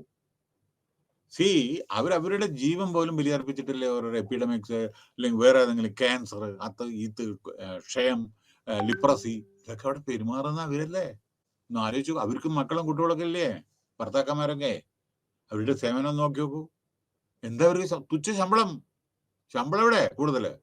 അതെ, നേരെ മറിച്ച് BSc നേഴ്സിംഗ്, അതിന് എത്ര പൈസ കൊടുക്കണമെന്ന് വിചാരിച്ച്? പൈസ കൊടുക്കണം, ബാങ്ക് ലോൺ ആയിരിക്കും. അവർക്ക് ആ ശമ്പളം കൊണ്ട് വേണം കുടുംബം പുലർത്താൻ, ലോൺ റീപേ ചെയ്യാൻ. അപ്പൊ മനസ്സിലാക്കുക മാനേജ്മെന്റ്. ഞാൻ അവരുടെ കാര്യമല്ല പറഞ്ഞത്, എല്ലാവരും ഇതേമാതിരിയാണ്. പക്ഷെ അനാവശ്യമായി നമ്മൾ എന്തെങ്കിലും ചെയ്തിട്ടുണ്ടെങ്കിൽ, കമ്പനി എന്തെങ്കിലും ചെയ്താൽ അത് നമ്മൾ അനുഭവിച്ചേ പറ്റൂ കേട്ടോ. അനാവശ്യമായി ഓർക്കണേ, നമ്മൾ കോൺഫ്ലിക്റ്റ് ഉണ്ടാക്കാൻ ശ്രമിച്ചാൽ അതിന്റെ പരിണാമഫലം അതിഭയങ്കരമാകും. ഉദാഹരണം പറയണോ? മാരുതിയിൽ എന്തുകൊണ്ടാണ് നിങ്ങൾ മാരുതി എന്ന് ഞാൻ തെറ്റിദ്ധരിക്കരുത്. എക്സാമ്പിൾ പറഞ്ഞാൽ ഇത് മനസ്സിലാവും. മാരുതി ലിമിറ്റഡ് ഏതാനും വർഷങ്ങൾക്ക് മുമ്പേ നല്ല ശമ്പളം കിട്ടുന്നതാണ്, എന്തോ അവരുടെ ഒരു ഡിമാൻഡ് ഉണ്ടായിരുന്നു. അത് എന്തോ, അതായത് അവിടെ ഇരുത്ത ആളുകൾക്ക് കുറച്ച് ജോലി കൊടുക്കുന്നു എന്തൊക്കെ പറഞ്ഞു. എന്തോ മാനേജർ സമ്മതിച്ചില്ല. കോൺട്രാക്ട് വർക്കേഴ്സൊക്കെ എന്തോ ഉണ്ടായിരുന്നു. കുറെ വർക്ക് റെഗുലർ കോൺട്രാക്ട് വർക്കേഴ്സിനെ അവിടുത്തെ ആളുകൾ എടുത്തില്ല എന്ന് ലോക്കൽ എന്തോണം സംസാരം. അപ്പൊ ഒരു ദിവസം ജനറൽ മാനേജർ വരണ സമയത്ത് അയാളെ പിടിച്ചിട്ട് ഫർണസിന്റെ ഉള്ളിൽ കൊണ്ടിട്ടു. മനസ്സിലായോ? മരിച്ചു. എന്താ ശരി? കമ്പനി ഇവരുടെ പേരില് എല്ലാവരും 140 ആളുടെ പിരിച്ചുവിട്ടു. അവരുടെ പേരിൽ ക്രിമിനൽ കേസ്, മർഡർ കേസ്. 5 കൊല്ലം ഇവർക്കൊക്കെ ജോലിയുടെ പുറത്തേക്ക് അവർ റിപ്ലൈ കൊടുത്തിട്ടില്ല. 5 കൊല്ലം. നിങ്ങളൊന്ന് ആലോചിച്ച് നോക്കി, ജോലി ചെയ്യാതെ 5 കൊല്ലം പുറത്തിരിക്കാൻ പറ്റും? വേറെ എവിടെ ജോലി ചെയ്യാൻ പറ്റില്ല, കാരണം പോലീസ് കേസുണ്ട്. They cannot leave the station. എന്ത് ആലോചിച്ച് നോക്ക്. ശമ്പളം ശരിക്കും കിട്ടിയതാണ്. എന്തോ ഒരു ചെറിയൊരു ഇതില് അവരെന്താ ജനറൽ മാനേജറെ ഫർണസിന്റെ ഉള്ളിൽ പറഞ്ഞാൽ ഇതാണ്. ഞാനൊരു ഉദാഹരണം പറഞ്ഞത്. ഭയങ്കര മോശമായ ഒരു ഡീലിങ്. അവർക്ക് പ്രശ്നങ്ങളുണ്ടെങ്കിൽ നമ്മളെ അങ്ങോട്ടും ഇങ്ങോട്ടും അത് ഓക്കെ, എന്തെങ്കിലും ഡിസ്കഷൻ ഒക്കെ നടത്തണം. ഞാൻ അവർ വർക്കേഴ്സിനെ കുറ്റം പറയല്ല. പക്ഷേ അത് എന്താ സംഭവിച്ച്? ഈ ആളുകൾക്ക് വേറെ ജോലി കിട്ടില്ല, കൊടുക്കില്ല, ഒരു കമ്പനി കൊടുക്കില്ല. അവർക്ക് എല്ലാവർക്കും പേപ്പറിൽ വന്നു. ഡൽഹി വിടാൻ പറ്റില്ല, ഫരീദാബാദ്, ഹരിയാന വിടാൻ പറ്റില്ല, പോലീസ് കേസ്. ജോലി വേറെ ചെയ്യാൻ പറ്റില്ല. എവിടെ പോയിട്ട് ജോലി ചെയ്യുക? അവിടെ കിട്ടില്ല. വേറെ എവിടെയെങ്കിലും പോകണമെന്ന് വെച്ചാൽ സ്റ്റേഷൻ വിടാൻ പാടില്ല, പോലീസിന്റെ പെർമിഷൻ ഇല്ലാണ്ട്. 5 കൊല്ലം പട്ടിണി, അതായത് അതിഭയാനകമായ ഒരു അന്തരീക്ഷമായിരുന്നു അവിടെ. അപ്പോ ഇതെന്തിനാ ഞാൻ ഉദാഹരണം പറഞ്ഞറിയോ? സൂക്ഷിക്കണം ഇത്തരത്തിലൊക്കെ കാര്യങ്ങൾ ചെയ്യുമ്പോൾ. ബാക്കി ഞാൻ പറയണ്ടല്ലോ. സോ ഫണ്ടമെന്റൽ വർക്കർക്ക് റൈറ്റ് ഉണ്ട്, അതല്ല ഞാൻ പറഞ്ഞത്. റൈറ്റ് പറഞ്ഞാൽ എന്ത് ചെയ്യാനുള്ളത് റൈറ്റ് അല്ലല്ലോ. സോ ഫണ്ടമെന്റൽ ഡിഫറൻസ് ഡു നല്ല കാര്യത്തിന്, ജനങ്ങളുടെ സേവനത്തിന് വേണ്ടി, നമ്മുടെ വർക്കേഴ്സിന്റെ സേവനം. പക്ഷേ വയലൻസ് പാടില്ല. വയലൻസ് കേൾക്കണോ? പിന്നെ വാസ് ഇൻ ബോംബെ, പേര് ഞാൻ പറയണോ? ഒരു ട്രേഡ് യൂണിയൻ ലീഡർ, നമ്മുടെ ഗ്രേറ്റസ്റ്റ് ഇൻഡസ്ട്രിയലിസ്റ്റ് ഗോദ്രേജിന്റെ ചെയർമാൻ ആണ് തോന്നുന്നത്. ഗോദ്രേജിന്റെ ചെയർമാൻ ആണെന്നാ ഏത് വിക്രോളിയിലെ അവിടെ അയാളുടെ മുകളിൽ ആസിഡ് ഇത് ഒഴിച്ചു അയാളുടെ മുഖത്ത് എന്തോ. മനസ്സിലായോ? എന്നിട്ട് എന്താ ഉണ്ടാവും? ബാക്കി പറയണ്ടല്ലോ. അയാൾ മരിച്ചില്ല, അതല്ല പറയുന്നത്. പക്ഷെ ആസിഡ് ഒഴിച്ചു, ആസിഡ് വാൽവ് സംതിങ് എന്തോ. അപ്പൊ ഇത്തരത്തിലുള്ള വയലൻസ് ടോളറേറ്റ് ഇല്ല, നിയമങ്ങളുണ്ട് കേട്ടോ. അപ്പൊ ഈ കോൺഫ്ലിക്റ്റ് ആണ് ഞാൻ പറയുന്നത്. പല വിധത്തിൽ കോൺഫ്ലിക്റ്റ് വരും, അതാണ് ഞാൻ പറയുന്നത്. അത് വീട്ടിലൊക്കെ ഉണ്ടാവും. പക്ഷെ ഇതൊക്കെ മാനേജ് ചെയ്യണം, അതാണ് പറയുന്നത്. അവിടെ കിടക്കുന്നു കഴിവ്, ഓർഗനൈസേഷന്റെ കഴിവ്. എന്ത് കോൺഫ്ലിക്റ്റ് വന്നാലും ഇന്ത്യയിൽ കോൺഫ്ലിക്റ്റ് ഇല്ലേ? നമ്മുടെ പ്രധാനമന്ത്രിയും എല്ലാം മറ്റുള്ള എല്ലാവരും കൂടി അത് ഓരോന്നും പ്രശ്നം സോൾവ് ചെയ്യുന്നില്ല. ഇപ്പൊ ചൈന ബോർഡറുണ്ട്, അത് സോൾവ് ചെയ്യുന്നു. പാകിസ്ഥാൻ ബോർഡറുണ്ട്, അത് സോൾവ് ചെയ്യുന്നു. ജമ്മു കാശ്മീരിലുണ്ട്, അത് സോൾവ് ചെയ്യുന്നു. ഇല്ലേ? ഓരോ സോൾവ് ചെയ്യില്ല. അത് കോൺഫ്ലിക്റ്റ് വരാതിരിക്കും. ഇന്നവിറ്റബിൾ. മനുഷ്യൻ ഉണ്ടായ മുതൽക്കേ ഉണ്ട് ഇത്തരത്തിലുള്ള ഓരോരോ പ്രശ്നങ്ങൾ. ചിലപ്പോൾ നദിയിൽ വെള്ളം ഉണ്ടാവില്ല, ചിലപ്പോൾ വെള്ളപ്പൊക്കമായിരിക്കും, ചിലപ്പോൾ ലാൻഡ് സ്ലൈഡ് ഉണ്ടാവും, ചിലപ്പം മരങ്ങളും ഇതൊക്കെ എല്ലാ പ്രശ്നങ്ങളും ഉണ്ടായിരിക്കും. അതെങ്ങനെ ഡീൽ ചെയ്യുന്നു? അപ്പൊ ഇതാണ് അടുത്ത് കാരണം. എന്തെല്ലാം കോൺഫ്ലിക്റ്റിന് കാരണം? മാനേജർമാർക്ക് എന്താണ് നമ്മളിൽ നിന്ന് പ്രതീക്ഷ? അത് നമ്മൾ ഫുൾഫിൽ ചെയ്യുന്നുണ്ടോ? നിങ്ങൾക്ക് കമ്പനിയിൽ നിന്ന് പ്രതീക്ഷയുണ്ട്, കമ്പനിക്ക് നിങ്ങളിൽ നിന്ന് പ്രതീക്ഷയുണ്ട്. അത് നിങ്ങൾ ഫുൾഫിൽ ചെയ്യുന്നുണ്ടോ? പിന്നെ കമ്മ്യൂണിക്കേഷൻ ഡിസ്റപ്ഷൻ, അതും കോൺഫ്ലിക്റ്റിനെ. കാരണം നിങ്ങളോട് പറഞ്ഞിട്ടില്ല. കാരണം ഉദാഹരണങ്ങൾ എനിക്ക് പറയാൻ നിങ്ങൾക്ക് എത്രയോ ഉണ്ട്. ചെറിയ ഒരു ഇതില് അതിഭയാനകമായ ചില ഇൻസിഡന്റ് നടന്നിട്ടുണ്ട്. ഞാനൊക്കെ ഫേസ് ചെയ്തിട്ടുണ്ട്, ഇൻഡസ്ട്രിയലൈസേഷൻ ഹാൻഡിൽ ചെയ്തിട്ടുണ്ട്. ചെറിയ ഒരു ഇൻസിഡന്റിൽ മനസ്സിലായോ? അപ്പൊ എനിക്ക് പറയാൻ സമയത്തില്ലാണ്ട്, അതായത് കമ്മ്യൂണിക്കേഷൻ ശരിക്കും പ്രോപ്പർ ഫ്ലോ ചെയ്തിട്ടില്ലെങ്കിൽ എക്സ്പ്ലോസീവ് സിറ്റുവേഷൻ ആയിരിക്കും. ചിലപ്പോ കമ്പനിയിൽ അത് കൺവേ ചെയ്തിട്ടില്ലെങ്കിൽ അത് എങ്ങനെയാണ് ഭവിഷ്യത്തുകൾ വരിക എന്ന് എനിക്ക് ഒന്നാമത് പറയാൻ സമയമില്ല. അതുകൊണ്ടാണ് ഞാൻ പറയുന്നത്. വെറും 10 മിനിറ്റേ ഉള്ളൂ ഇനി. കമ്മ്യൂണിക്കേഷൻ. അപ്പോൾ മിസ്അണ്ടർസ്റ്റാൻഡിങ് പാടില്ല. മിസ്അണ്ടർസ്റ്റാൻഡിങ് ഉണ്ടെങ്കിൽ കമ്മ്യൂണിക്കേഷൻ ഗ്യാപ്പ്, അതാണ് കോൺഫ്ലിക്റ്റ് വരും. Lack of accountability. നിങ്ങൾ തോന്നിയ മാതിരി ചെയ്യുക, അക്കൗണ്ടബിലിറ്റി ഇല്ലെങ്കിൽ കോൺഫ്ലിക്റ്റ് വരില്ലേ? പൈസ മാനിപ്പുലേഷൻ, കോൺഫ്ലിക്റ്റ് വരില്ലേ അവിടെ? ഓക്കെ. പിന്നെ ഉത്തരവാദിത്തം, ക്ലാരിറ്റി ഇല്ല. നിങ്ങൾക്ക് തരുന്ന ഉത്തരവാദിത്തം അവിടെ കോൺഫ്ലിക്റ്റ് വരില്ലേ? നിങ്ങളുടെ സഹപാഠികളും തമ്മിൽ നല്ല അടുത്ത ഫ്രണ്ട്ഷിപ്പും ഒരു ഇല്ല, കോഡി റിലേഷൻ അവിടെ വരില്ലേ? സ്കേഴ്സിറ്റി ഓഫ് റിസോഴ്സ്, ചെയ്യേണ്ട കാര്യങ്ങൾ, നിങ്ങൾക്ക് ആവശ്യമുള്ള സാധനങ്ങളൊന്നും അവിടെ ഇല്ല വിചാരിക്കുക. റോ മെറ്റീരിയൽ ഇല്ല, നിങ്ങൾക്ക് പൈസ ശമ്പളം കിട്ടുന്നില്ല, അപ്പൊ കോൺഫ്ലിക്റ്റ് വരില്ലേ? കോൺഫ്ലിക്റ്റ് ഓഫ് ഇൻട്രസ്റ്റ്, അതായത് ചില സമയത്ത് നിങ്ങൾ കമ്പനിയിൽ ജോലി ചെയ്യുന്നുണ്ടാവും, അത് അതിനോടൊപ്പം വേറെ എന്തെങ്കിലും ജോലി ചെയ്യുന്നുണ്ടാവും. കോൺഫ്ലിക്റ്റ് അവിടെ ഇൻട്രസ്റ്റ് ഇത് വരും, കോൺഫ്ലിക്റ്റ് വരും. So in brief, conflict emerge the work place. അപ്പൊ വർക്ക് പ്ലേസ് ഇത്തരത്തിലുള്ള ഇന്റർ ഇൻഡിവിജ്വൽ ആറ്റിറ്റ്യൂഡ്, ബിലീഫ് ഇതൊക്കെ വരും. അപ്പൊ conflict process consist of 5 stages that level how conflict begin, എങ്ങനെ തുടങ്ങുന്നു, വളരുന്നു, അത് ഓപ്പൺ ആവുന്നു, ഇൻഡിവിജ്വൽ ആയിട്ട്, ഗ്രൂപ്പായിട്ട്, അതിനെ പറ്റിയിട്ടാണ് പറയുന്നത്. Stage 1 potential opposition, stage 2 cognition, പറഞ്ഞ അറിവ്, ആൻഡ് പേഴ്സണലൈസേഷൻ, പിന്നെ intention. There are 5 conflict. Competing, മറ്റുള്ളവരായിട്ട് കോമ്പീറ്റ് ചെയ്യുമ്പോൾ വരില്ലേ നിങ്ങൾക്ക് കോൺഫ്ലിക്റ്റ് വരില്ലേ? മറ്റുള്ളവരെ അതെങ്ങനെ കോൺഫ്ലിക്റ്റ് വരിക? നിങ്ങൾ അർഹിക്കുന്ന ആളായിരിക്കും, ചിലപ്പോൾ അർഹതയില്ലാത്ത ആൾക്ക് കിട്ടും, അപ്പൊ അവിടെ വരില്ലേ കോൺഫ്ലിക്റ്റ്?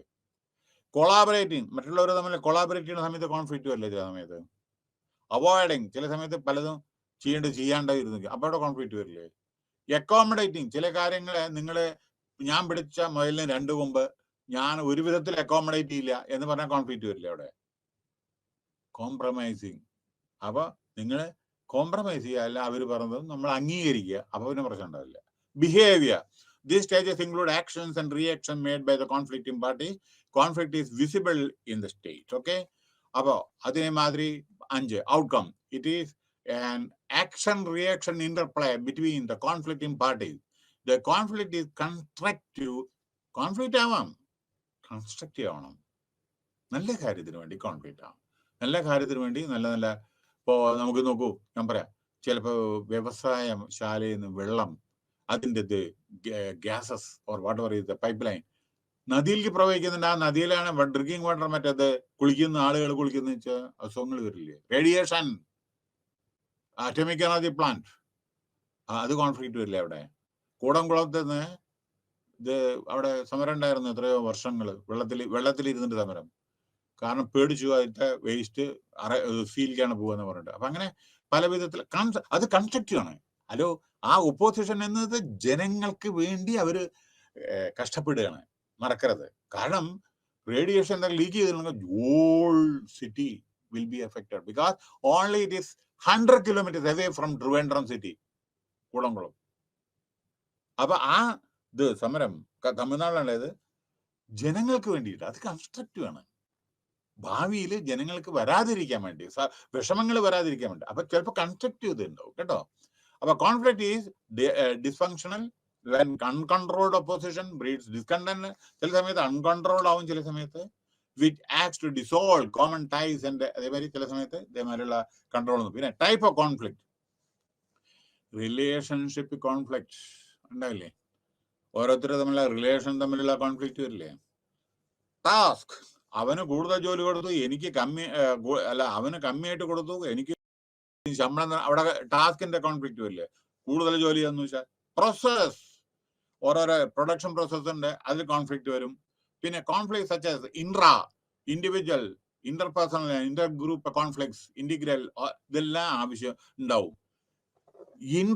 ഓരോരോ അന്യോന്യം തമ്മിലുള്ള ജനങ്ങൾ തമ്മിലുള്ള കോൺഫ്ലിക്റ്റ്, ഇന്റർപേഴ്സണൽ ആയിട്ടുള്ള കോൺഫ്ലിക്റ്റ്, ഇന്റർ ഗ്രൂപ്പ്, ഒരു ഗ്രൂപ്പും മറ്റേ ഗ്രൂപ്പും തമ്മിലുള്ള കോൺഫ്ലിക്റ്റ് ഇല്ലേ, ഓരോരോ ഗ്രൂപ്പ് ഉണ്ടല്ലേ, നമ്മുടെ രാഷ്ട്രീയ പ്രവർത്തകരുടെ ഓരോ ഗ്രൂപ്പില്ലേ, ഓരോരോ ഗ്രൂപ്പല്ലേ ഓരോ സംഭവം. പിന്നെ ഓരോരോ റിലീജിയനൊക്കെ അത് തമ്മിൽ കോൺഫ്ലിക്റ്റ് ഇല്ലേ ചില സമയത്ത് ഇല്ലേ. In simple terms, organisation conflict broadly can be classified into 4. ഓർഗനൈസേഷനിലെ 4 ടൈപ്പ് ഉണ്ട്. ഒന്ന് ഇന്റേണൽ ആയിട്ടുണ്ട്, 2 കോൺഫ്ലിക്റ്റ് വിത്ത് ഇൻഡിവിജ്വൽ ആയിട്ടുണ്ട്. ഇൻഡിവിജ്വൽ ആയിട്ട് കോൺഫ്ലിക്റ്റ് ഉണ്ടാവും, ഇന്റർപേഴ്സണൽ ആയിട്ടുണ്ടാവും, ഇന്റേണൽ ആയിട്ടുണ്ടാവും, പിന്നെ ഗ്രൂപ്പ് ആയിട്ടുണ്ടാവും, ഇൻഡിവിജ്വലും ഗ്രൂപ്പും, പിന്നെ ഇന്റർ ഗ്രൂപ്പ്, ഒരു ഗ്രൂപ്പും മറ്റേ ഗ്രൂപ്പും. പിന്നെ സ്ട്രക്ചർ ശരിയല്ലെങ്കിൽ, അതായത് നമ്മുടെ ഓർഗനൈസേഷൻ സ്ട്രക്ചർ ശരിയല്ലെങ്കിൽ അവിടെ കോൺഫ്ലിക്റ്റ്, ഒരു ജനറൽ മാനേജർ മറ്റേ ജനറൽ മാനേജർക്ക് റിപ്പോർട്ട് ചെയ്യുന്നു, മറ്റേ ജനറൽ മാനേജർ മറ്റേ ജനറൽ മാനേജർക്ക് റിപ്പോർട്ട് ചെയ്യുന്നു. അപ്പൊ ഹൈറാർക്കിയൽ കോൺഫ്ലിക്റ്റ്. ഫങ്ഷണൽ കോൺഫ്ലിക്റ്റ്, അതായത് നിങ്ങൾ കെമിക്കൽ എഞ്ചിനീയറോട് ഫൈനാൻസിന്റെ ഹാൻഡിൽ ചെയ്യാൻ പറഞ്ഞല്ലോ, അങ്ങനെ. ലൈൻ ആൻഡ് സ്റ്റാഫ് എന്ന് പറഞ്ഞാൽ നമ്മുടെ ഓരോരോ പദവി, അതായത് നമ്മുടെ ലൈൻ ഉണ്ടല്ലോ, മാർക്കറ്റിംഗ് ഡിപ്പാർട്ട്മെന്റ് സ്റ്റാഫും തമ്മിലുള്ള കോൺഫ്ലിക്റ്റ്, ലീഡറും മറ്റേ സബോർഡിനേറ്റും തമ്മിലത്. Formal informal conflict, inter organisation conflict, അങ്ങനെയുണ്ട്. അപ്പോൾ ഈ കോൺഫ്ലിക്റ്റ് ഇന്നെവിറ്റബിൾ ആണ്. അപ്പൊ അതെങ്ങനെ മാനേജ് ചെയ്യുക? നമ്മൾ നമ്മുടെ നല്ല വിവരത്തോടു കൂടി, നമ്മൾ വളരെ ധാരണയോടുകൂടി, ജനങ്ങളോട് നല്ല ബിഹേവിയറോട് കൂടി, ഓരോരോ ക്രിയേറ്റിംഗ് അവയർനെസ്, ചെയ്യാൻ പാടുന്നതും ചെയ്യാൻ പാടില്ലാത്തതും നമ്മൾ അറിയിക്കുക. അതേമാതിരി എല്ലാ പാർട്ടിയായിട്ട് ഇന്ററാക്ട് ചെയ്യുക, ഇൻവോൾവ് ചെയ്യുക, കൺഫ്രോണ്ട് ചെയ്യുക, ഓരോരോ കോൺഫ്ലിക്റ്റ് പ്രോപ്പറായിട്ട് മാനേജ് ചെയ്യുക. പിന്നെ വളരെ കോൺസെൻട്രേഷൻ, ഫോർമേഷൻ, കോൺഫ്ലിക്റ്റിംഗ്, ആൾ പാർട്ടി മിസ്റ്റേക്ക്, എല്ലാ പാർട്ടികളും തമ്മിൽ ആക്റ്റീവ്ലി പാർട്ടിസിപ്പേറ്റ് ചെയ്യണം. നോക്കൂ, പ്രശ്നങ്ങള് ഉണ്ടെങ്കിൽ ഗ്രീവൻസ് സെല്ല് വേണം. അവർക്ക് അവരുടെ പ്രശ്നങ്ങൾ അവതരിപ്പിക്കാൻ, സബ്മിറ്റ് ചെയ്യാനുള്ള ഒരു സെല്ല്, ഗ്രീവൻസ് സെല്ലിൽ അത് നമ്മൾ ചെയ്യണം. എന്താണ് അവരുടെ ഗ്രീവൻസ്, റിവ്യൂ ചെയ്യണം, അവർ കമ്മ്യൂണിക്കേറ്റ് ചെയ്യണം, ഞങ്ങൾ ഇങ്ങനെ ചെയ്യാൻ പോകുന്നുണ്ട് എന്ന് പറഞ്ഞിട്ട്. Concentrate in the concept of the conflict. Conflicting group should get equal opportunity. 2 ഗ്രൂപ്പിനും നമ്മൾ ഈക്വൽ ഓപ്പർച്യൂണിറ്റി കിട്ടണം, എന്നാലല്ലേ പ്രശ്നം തീരൂ. ആൾ പാർട്ടി മസ്റ്റ് ആക്റ്റീവ്ലി, എല്ലാവരും ആക്റ്റീവ്ലി പാർട്ടിസിപ്പേറ്റ് ചെയ്യണം. അപ്പോ ഫൈനലായിട്ട് ഇന്നത്തെ conflict is N inseparable aspect, okay, aspect of people's as well as against organizations like. Conflict is born of a disagreement. Disagreement ഉണ്ടെങ്കിൽ കോൺഫ്ലിക്റ്റ് വരും. ഡൈവേർജൻ മറ്റുള്ളവരുടെ വ്യൂസ് ഡിഫറെന്റ് ആണെന്ന് വരും. ഓൾഡ് അപ്രോച്ചും പുതിയ അപ്രോച്ചും തമ്മിലുള്ളത്. Conflict is now seen as having the potential for promoting positive growth. പക്ഷേ conflict positive growth റേഡിയേഷന്റെ conflict process consist of 5 stages. അത് എങ്ങനെയാണ് തുടങ്ങുന്നത്, എങ്ങനെ ഗ്രോ ചെയ്യുന്നത്, എങ്ങനെ അൺഫോൾഡ് ചെയ്യുന്നത്, ഗ്രൂപ്പും ഇന്റർ ഗ്രൂപ്പും ഇൻട്രസ്റ്റും വാല്യൂ ഒക്കെ കൂടി തമ്മിലുള്ള ഇത്. So since the conflicts are inevitable in organizations and conflict management necessary. Organization conflict can be classified into 2. 1, internal ആയിട്ട് കോൺഫ്ലിക്റ്റ് ഉണ്ടാവും, എക്സ്റ്റേണൽ ആയിട്ടും ഉണ്ടാവും ഓർഗനൈസേഷന്റെ. അപ്പോൾ ഇന്റേണൽ കോൺഫ്ലിക്റ്റും പിന്നെ ഗ്രൂപ്പായിട്ട് കോൺഫ്ലിക്റ്റ് ഉണ്ടാവും, സ്ട്രക്ചർ ആയിട്ട് കോൺഫ്ലിക്റ്റ് ഉണ്ടാവും, ഒരു ഓർഗനൈസേഷൻ മറ്റുള്ള ഓർഗനൈസേഷൻ തമ്മിലുള്ള ഡിഫറൻസ് ഉണ്ടാവും. Conflict can occur as a result of structural or personal അങ്ങോട്ടും ഇങ്ങോട്ടും പേഴ്സണലായിട്ടും ഇല്ലേ, അങ്ങനെ personal factors include attitudes, belief. ഓരോരുത്തരുടെ ആറ്റിറ്റ്യൂഡ്, അയാളുടെ ആറ്റിറ്റ്യൂഡ് ഇങ്ങനെ, ഇയാളുടെ ആറ്റിറ്റ്യൂഡ് പ്രശ്നം ഉണ്ടാവില്ലേ. ബിലീഫ്, നിങ്ങൾ അതിൽ വിശ്വസിക്കുന്നു, ഞാൻ ഇതിൽ വിശ്വസിക്കുന്നു. പേഴ്സണാലിറ്റി, നിങ്ങളുടെ പേഴ്സണാലിറ്റി ഇങ്ങനെയാണ്, ഇങ്ങനെ. അതേമാതിരി ഓരോരുത്തരുടെ അവയർനെസ്, ഓറിയന്റേഷൻ, ട്രെയിനിങ്, ഇതിന്റെ ഹ്യൂമൻ ഫെറ്റർണിറ്റി, അതായത് ഓരോരുത്തരുടെ അതേമാതിരി അവയർനെസ്സും ബിലീഫും ആറ്റിറ്റ്യൂഡും എല്ലാം ആവശ്യമാണ് നമ്മുടെ കോൺഫ്ലിക്റ്റ് റെസൊല്യൂഷന്. അപ്പൊ കോൺഫ്ലിക്റ്റ് ഈസ് ഇന്നെവിറ്റബിൾ, ഉണ്ടാവും. അതെങ്ങനെ സോൾവ് ചെയ്യുന്നു അവിടെയാണ് നമ്മുടെ കപ്പാസിറ്റി. എല്ലാ ഓർഗനൈസേഷൻ കോൺഫ്ലിക്റ്റ് ഉണ്ടാവും, പക്ഷെ അത് പ്രോപ്പർലി നമ്മൾ മാനേജ് ചെയ്യണം. Thank you very much.